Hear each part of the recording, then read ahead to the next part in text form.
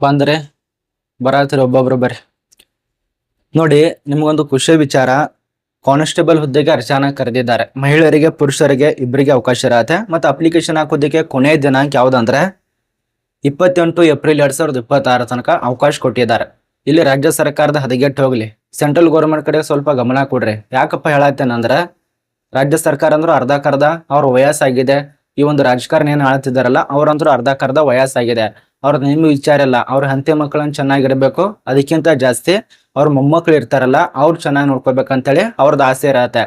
ನಮ್ಮ ಒಂದು ಕರ್ನಾಟಕ ರಾಜ್ಯ ದೇಗಿಲ್ ಹಿಡಿದು ನಡೆಯುತ್ತೆ, ಬಟ್ ಅವ್ರೊಂದು ಮನೆ ಉದ್ಧಾರ ಆದ್ರೆ ಅಷ್ಟೇ ಸಾಕಂತಿರ್ತಾರೆ. ಆದ ಕಾರಣ ನಾನು ಯಾಕೆ ಹೇಳ್ತಾ ಇರ್ತೇನೆ, ತಲೆ ಬಡ್ದು ಸೆಂಟ್ರಲ್ ಕಡೆ ಸ್ವಲ್ಪ ಗಮನ ಕೊಡಿ ಅಂತ ಹೇಳ್ತಾ ಇದ್ದೀನಿ. ಅರ್ಥ ಮಾಡ್ಕೊಳ್ಳಿ. ಅಪ್ಲಿಕೇಶನ್ ಕರೆದಿದ್ದಾರೆ 30/3/2026 ಅಪ್ಲಿಕೇಶನ್ ಸ್ಟಾರ್ಟ್ ಆಗೈತಿ.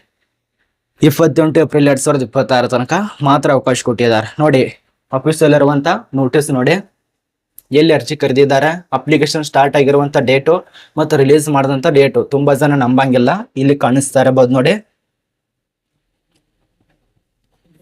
30 ಮಾರ್ಚ್ 2026 ಅಲ್ಲಿದಂತರ ಸ್ಟಾರ್ಟ್ ಆಗಿದೆ ಮತ್ತು ಕೊನೆಯ ದಿನಾಂಕ 28/4/2026 ಇಲ್ಲಿ ತನಕ ಅವಕಾಶ ಕೊಟ್ಟಿದ್ದಾರೆ. ಮತ್ತೆ ಇನ್ನೊಂದು ಕರೆದಿದ್ದಾರೆ. ಇದು ಒಂದೇ ಅಲ್ಲ, ಒಂದು ಸಾವಿರಕ್ಕಿಂತ ಅಧಿಕ ಪೋಸ್ಟ್ SSB ಆ ಒಂದು ಇಲಾಖೆಯಲ್ಲಿ ಕೂಡ ಅರ್ಜಿ ಕರೆದಿದ್ದಾರೆ.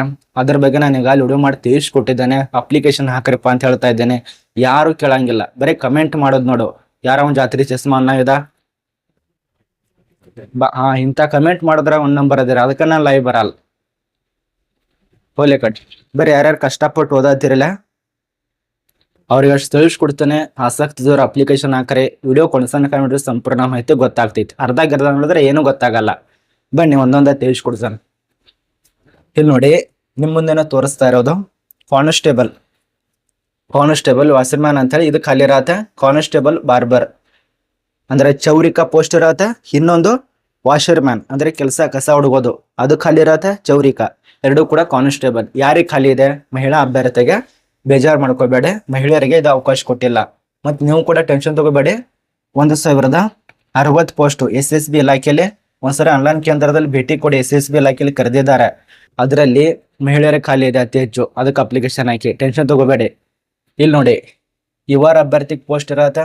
EWS, OBC, SC ST ಇವರಿಗೆಲ್ಲ ಟೋಟಲ್ ಖಾಲಿ ಇರುವಂತ ಪೋಸ್ಟ್. ಇದು ನಿಮಗೆ ಪೋಸ್ಟ್ ಬಗ್ಗೆ ಗೊತ್ತಾಯ್ತು. ಅದೇ ರೀತಿಯಾಗಿ ಅಪ್ಲಿಕೇಶನ್ ಹಾಕುವಂತ ವೆಬ್ಸೈಟ್ ಇಲ್ಲಿ ನೋಡಿ, www.com itbpolice.nic ಭೇಟಿ ನೋಡೋದು ಅಪ್ಲಿಕೇಶನ್ ಹಾಕಿ. ಇದು SSF ಇಲಾಖೆಯಲ್ಲಿ ಖಾಲಿ ಇರತ್ತೆ.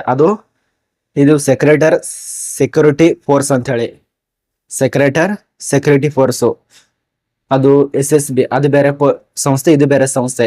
ಸೆಕ್ಯೂರಿಟಿ ಫೋರ್ಸ್ ಅಂತ ಹೇಳಿ 10 ಪೋಸ್ಟ್ ಇರತ್ತೆ ಆಲ್ ಇಂಡಿಯಾದಲ್ಲಿ. ಅಂದ್ರೆ ವಿಚಾರ ಮಾಡಿ ಎಷ್ಟು ಜನ ಅರ್ಜಿ ಸಲ್ಲಿಸಬಹುದು.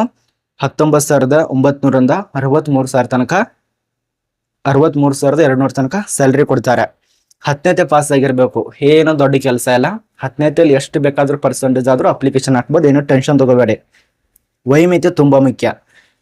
ಇಲ್ಲಿ ವೈಮಿತಿ ನಿಮಗೆ ವಿತ್ ಲೈಫ್ ಆಗಿ ತಿಳಿಸ್ಕೊಡೋದಕ್ಕೆ ಪ್ರಯತ್ನ ಮಾಡ್ತಾನೆ. ನಿಮಗೆ ಸಂಬಳ ಆಗಲೇ ತಿಳಿಸ್ಕೊಟ್ಟಿನಲ್ಲ, 19,063 ಅದನ್ನ ಕೊಟ್ಟಿದ್ದಾರೆ. ನಿಮ್ಮೊಂದು ಕ್ಯಾಂಡಿಡೇಟ್ಗೆ ಸಂಬಂಧಪಟ್ಟಂತೆ ಏಜ್ ಲಿಮಿಟ್ ಇಲ್ಲಿ ಬಂತು ನೋಡಿ. ಇಲ್ಲಿ ಕಾನ್ಸ್ಟೇಬಲ್ ವಾಷರ್ಮ್ಯಾನ್ 18ರಿಂದ 23. ಅದೇ ರೀತಿ ಕಾನ್ಸ್ಟೇಬಲ್ ಬಾರ್ಬರ್ 18ರಿಂದ 23 ಸೇಮ್. ಬಟ್ 5 ವರ್ಷ 3 ವರ್ಷ ಸಡಿಲಿಕ್ಕೆ ಕೊಟ್ಟಿರ್ತಾರೆ.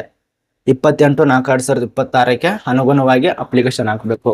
ಇಲ್ಲಿ ತಿಳಿಸ್ಕೊಟ್ಟಿದ್ದಾರೆ ನೋಡಿ, ಆ ಒಂದು ಡೇಟ್ ಕೂಡ ಮತ್ತೆ ಕಟಾಪ್ ಕೂಡ ಆ ಒಂದು ದಿನಾಂಕಕ್ಕೆ ಸಂಬಂಧಪಟ್ಟಂತೆ ಅನುವಾಗತ್ತೆ.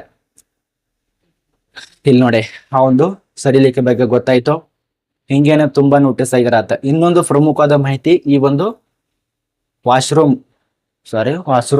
ವಾಷರ್ಮ್ಯಾನ್ ಇದು ಕಾನ್ಸ್ಟೇಬಲ್ ಬಾರ್ಬರ್ ಮತ್ತು ಈ ಒಂದು ಪೋಸ್ಟ್ಗಳಿಗೆ ಎಷ್ಟು ನಿಮ್ಮ ಹೈಟ್ ಇರಬೇಕು ಅಂದ್ರೆ ಎತ್ತರ ಎಷ್ಟು ಬೇಕು? 170 ಸೆಂಟಿಮೀಟರ್ ಆಗಿರ್ಬೇಕಾಗತ್ತೆ ಆಲ್ ಇಂಡಿಯಾದವ್ರಿಗೆ. ಇದು ಆಲ್ ಇಂಡಿಯಾದವ್ರಿಗೆ ಸಂಬಂಧಪಟ್ಟಂತೆ ಅನುವಾಗತ್ತೆ. ಇದೊಂದು ಅರ್ಥ ಮಾಡ್ಕೊಳ್ಳಿ. ಇದು ಪುರುಷ ಅಭ್ಯರ್ಥಿಗಳಿಗೆ, ಮೇಲ್ ಅಭ್ಯರ್ಥಿ 170 ಸೆಂಟಿಮೀಟರ್ ಅನುವಾಗತ್ತೆ. ಫಿಸಿಕಲ್ ಬಗ್ಗೆ ಇದು ಮಾಹಿತಿ. ಚೆಸ್ಟ್ ಕೂಡ ಇಲ್ಲಿ ಕೊಟ್ಟಿದ್ದಾರೆ. ಚೆಸ್ಟ್ ಯಾವ ರೀತಿಯಾಗಿರತ್ತೆ? ಸಾಮಾನ್ಯವಾಗಿ ನಿಮಗೆ 80 ಸೆಂಟಿಮೀಟರ್ ಇರಬೇಕಾಗತ್ತೆ. ವಿಸ್ತರಿಸಿದಾಗ ಒಂದು 5 ಸೆಂಟಿಮೀಟರ್. ಡಿಪ್ಸ್ ಹೊಡಿತು ಬರ್ರಿ. 85 ಎಷ್ಟಾಯ್ತು? 85 85 ಸೆಂಟಿಮೀಟರ್ ಇರಬೇಕು. ವಿಸ್ತಾರ ಇನ್ನೊಂದು ಸ್ವಲ್ಪ ಆದ್ರೆ ಭಾಳ ಅಂದ್ರೆ 86. ಇಷ್ಟಾದ್ರೆ ಟೆನ್ಷನ್ ತಗೋಬೇಡಿ, ಮುಗಿತು, ಸೆಲೆಕ್ಟ್ ಆಗೇ ಆಗ್ತೀರಾ. ನೋಡಿ, ಎದೆ ಇರ್ಲಿಲ್ಲ ಅಂದ್ರೆ ದಿನಾಲು ಡಿಪ್ಸ್ ಹೊಡೀರಿ. ದಿನಾಲು 100, ಒಂದು ದಿನ ಬಿಟ್ಟು ಮತ್ತೊಂದು ದಿನ ಹೊಡೀರಿ. ಯಾಕಪ್ಪ ಅಂದ್ರೆ ರಿಕವರ್ ಆಗಬೇಕು. ಇಲ್ಲಾಂದ್ರೆ ಮತ್ತವು ಒಳಗಿರುವಂತ ಮಾಂಸ ಇರತ್ತಲ್ಲ ಅದು ಹರಿದೇ ಇರತ್ತ. ಪ್ರೋಟೀನ್ಗಳನ್ನ ಜಾಸ್ತಿ ತಿನ್ನೋದು ಬರ್ರಿ. ನಾನು ಹೇಳ್ತೀನಿ ನಿಮಗೆ ಪ್ರೋಟೀನ್ ಯಾವ ರೀತಿ ತಿನ್ಬೇಕು.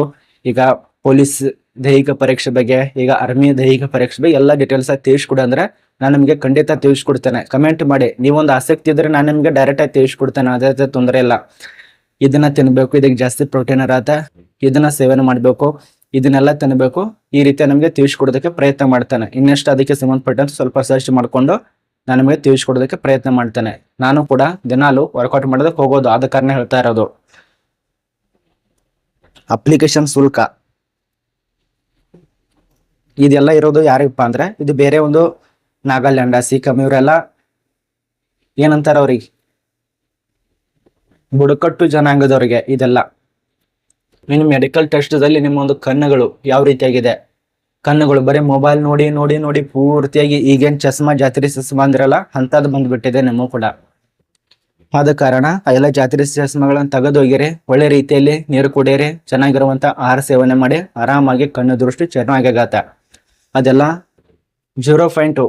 ಈಗ ನೀವು ಪೇಪರ್ನಲ್ಲಿ ಕಾಫಿ ಮಾಡ್ಕೊಂಡು ಯಾವ ರೀತಿ 0.ಅನ್ನು ಹೊಡಿಸಿರ್ತಾರಲ್ಲ ಅಂತ ಒಂದು ಅಕ್ಷರಗಳನ್ನ ಸುಮಾರು 5 ಮೀಟರು, 6 ಮೀಟರು, 10 ಮೀಟರು, 20 ಮೀಟರ್ ತನಕ ಇಟ್ಟಿರ್ತಾರೆ. ಆಗ ನೀವು ಹೇಳಬೇಕು ಅಲ್ಲಿ ಏನ್ ಕಾಣಿಸ್ತಾ ಇದೆ ಅಂತೇಳಿ. ಅದೆಲ್ಲ ಸ್ಟಡಿ ಮಾಡ್ಕೊಳ್ಳಿ. ಬರೀ ನೀವು ಜಾಬ್ ತೆಗುತ್ತಾನಂದ್ರೆ ಆಗೋದಿಲ್ಲ. ಹೌ ಟು ಅಪ್ಲೈ ಇದು ನಿಮಗೆ ಗೊತ್ತಿರುವಂತ ವಿಷಯ. ಆನ್ಲೈನ್ದಲ್ಲಿ ಹೋಗಿ ಅಪ್ಲಿಕೇಶನ್ ಹಾಕಿ. ಮತ್ತೆ ತುಂಬಾ ಜನ ಕ್ವಶನ್ ಒಂದೇ, ಅಪ್ಲಿಕೇಶನ್ ಕರೆದಿಲ್ಲ ಹೆಂಗೆ ಹೇಳ್ತೀರಾ ಅಂತೇಳಿ. ನೋಡಿ, ಆನ್ಲೈನ್ ಕೇಂದ್ರದವ್ರಿಗೆ ಬರೀ ಅವರಿಗೆ ಏನ್ ದೊಡ್ಡ ದೊಡ್ಡ ಪೋಸ್ಟ್ ಇರ್ತಲ್ಲ ಅಷ್ಟು ಮಾತ್ರ ಗಮನ ಕೊಟ್ಟಿರ್ತಾರೆ. ಅವ್ರಿಗೆ ಸಣ್ಣ ಪುಟ್ಟ ಪೋಸ್ಟ್ ಬಗ್ಗೆ ಅವ್ರ ತಲೆನೇ ಕೆಡಿಸ್ಕೊಳ್ಳಲ್ಲ. ಆದ ಕಾರಣ ನನಗೆ ಕೇಳಿ ನಾನು ಅದಕ್ಕಾಗಿ ಇದ್ದೀನಿ. ಇನ್ಸ್ಟಾದಲ್ಲಿ ಮೆಸೇಜ್ ಮಾಡಿ, ಯಾರಾದ್ರೂ ಮೆಸೇಜ್ ಮಾಡಿ.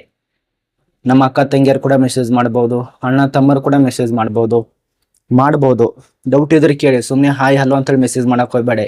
ಏನ್ ನಿಮ್ ಕ್ವಶನ್ ಇದೆಯಲ್ಲ ಅಷ್ಟು ಮಾತ್ರ ಟೈಪ್ ಮಾಡಿ. ಅದನ್ನ ಬಿಟ್ಟು ಹಾಯ್, ಊಟ ಆಯ್ತಾ, ನಾಷ್ಟ ಆಯ್ತಾ, ಇವತ್ತೇನು ಮಾಡ್ತಾ ಇದ್ದಾರಾ, ನಾಳೆಗೆ ಏನ್ ಮಾಡ್ತಾ ಇದ್ದಾರಾ, ನೆಕ್ಸ್ಟ್ ಯಾವ ನೋಟಿಫಿಕೇಶನ್ ಆಗಿದೆ ಅಂತಾವ್ ಕೇಳಿಬಿಟ್ಟು ಇಂಥವ್ ಕೇಳಕ್ ಹೋಗ್ಬೇಡಿ. ಅರ್ಥ ಮಾಡ್ಕೊಳ್ಳಿ. ಸುಮ್ಮನೆ ಅದು ಇನ್ಸ್ಟಾಗ್ರಾಮ್ ಸುಮ್ಮನೆ ಓಪನ್ ಮಾಡ್ದಂಗ ಇದೆ ಪೇಜ್, ಬರೀ ರೀಲ್ಸ್ ಕಳಿಸ್ತಾರ. ರೀಲ್ಸ್ ಹೋಗೋ ನಾವು. ಅರ್ಧ ಶುಲ್ಕ 100 ರೂಪಾಯಿ ಇರತ್ತೆ. ಇವರ ಅಭ್ಯರ್ಥಿ OBC ಪುರುಷ ಅಭ್ಯರ್ಥಿಗಳಿಗೆ 100 ರೂಪಾಯಿ. SC ST ಅಭ್ಯರ್ಥಿ ಮಾಜಿ ಸೈನಿಕರಿಗೆ ಯಾವುದೇ ರೀತಿಯಾಗಿ ಶುಲ್ಕ ಇಲ್ಲ. ಮಹಿಳೆಯರಿಗಂತೂ ಇಲ್ವೇ ಇಲ್ಲ ಪೋಸ್ಟ್ ಇದು. ಇದಕ್ಕೆ ದೈಹಿಕ ಪರೀಕ್ಷೆ ಪ್ರಮಾಣ ಪತ್ರ ಅಲ್ಲ, ದೈಹಿಕ ಪ್ರಮಾಣೀಕರಣ ಪರೀಕ್ಷೆ ಅದೊಂದು ನಡೆಸ್ತಾರೆ. ಲಿಖಿತ ಪರೀಕ್ಷೆ ನಡೆಸ್ತಾರೆ. ದೈಹಿಕ ದಕ್ಷತೆ ಪರೀಕ್ಷೆ, ಸಂದರ್ಶನ ಇದೆಲ್ಲ ನಡೆಸ್ತಾರೆ. ಆನ್ಲೈನ್ ಅಲ್ಲಿ ಅವಕಾಶ ಇರುತ್ತೆ. 30ನೇ ತಾರೀಕಿಂದ 28ನೇ ತಾರೀಕು ತನಕ 10 ಪೋಸ್ಟ್ ಇದಾವೆ. ಯಾವ್ದಾದ್ರು ಒಂದು ಪೋಸ್ಟ್ ನಂದೇ ಇದೆ ಅಂತೇಳಿ ಅಪ್ಲೈ ಮಾಡಿ. ಇದು ನಿಮಗೆ ಗೊತ್ತಾಗಿದೆ ಅಂತ ಅನ್ಕೋತೀವಿ. ಇದರಲ್ಲಿ ಏನಾದ್ರು ಮಿಸ್ ಆದ್ರೂ ಕೂಡ ಕಮೆಂಟ್ ಮಾಡಿ.